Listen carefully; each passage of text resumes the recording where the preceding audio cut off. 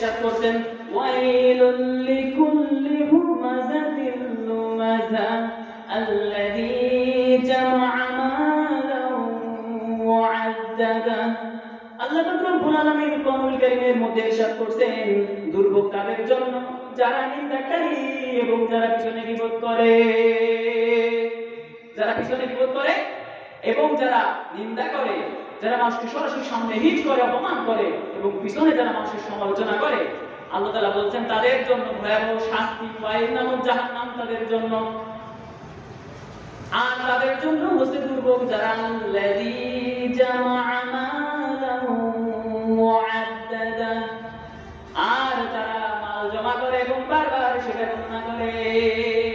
এতিম মিসকিন অসহায় যারা রয়েছে এলাকার মধ্যে, তারা তাদেরকে সাহায্য সহযোগিতা করবে না, কামাই করবে, টাকা গুনে গুনে রাখবে। যারা সাহায্য সহযোগিতা তারা করবে না, যারা যাকাত দিবে না, যারা মিসকিনদের যারা এরকম করে অর্থ দিবে না, সাহায্য করবে না, তাদের সম্পর্কে আল্লাহ তাআলা বলেন যারা মাল জমা করে এবং যারা বারবার গণনা করে তাদের জন্য জাহান্নাম, তাদের জন্য বিপদ। ইয়াহসাবু আন্না মালাহু আখলাদা, সে মনে করে যে এই মালটা তাকে জাহান্নামের আগুন থেকে বাঁচিয়ে দিবে, সে মনে করে জাহান্নামের আগুন থেকে, মৃত্যু থেকে তাকে বাঁচিয়ে দিবে এই মাল।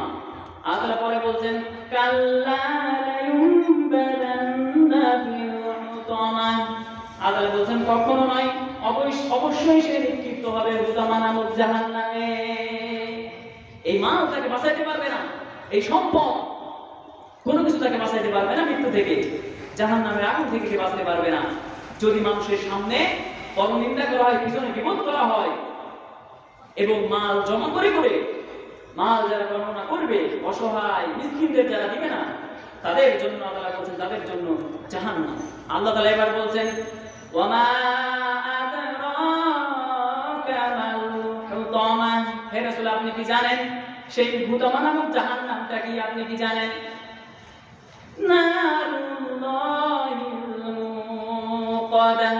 সেটা হচ্ছে প্রজ্বলিত আগুন, জ্বালানো আগুন, ভয়াবহ কঠিন সে আগুন।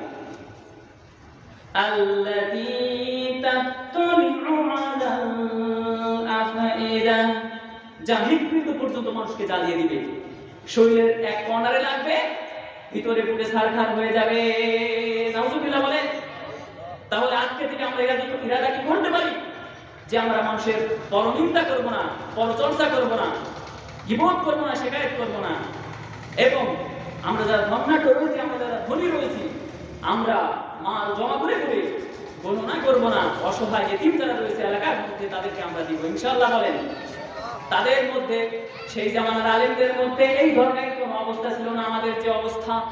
আমরা মানুষের গীবত শিকায়ত করি, এক আলেম ভালো না আরেক আলেম ভালো, ওই আলেম ভালো না সেই আলেম ভালো, এইভাবে করে আমরা সমালোচনা করি। আমরা যারা সাধারণ মানুষ হয়েছি আমাদের অবস্থা আরো ভয়াবহ কঠিন অবস্থা। আলেমদের সমালোচনা করতে করতে করতে করতে সব আমল আমরা আলেমদের দিয়ে দিয়েছি। আপনি জানেন আপনার আমলগুলো সব চলে যাচ্ছে, তো আপনি তো জানেন না। গীবত করলে কি হয়, যার নামে গীবত করা হবে তার কাছে সমস্ত আমল চলে যাবে। গীবত করা থেকে বিরত থাকেন ভাইরা। আল্লাহ সে তৌফিক দান করেন।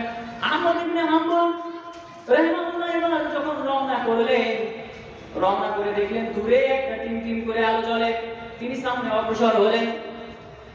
ওইখানে যেয়ে দেখেন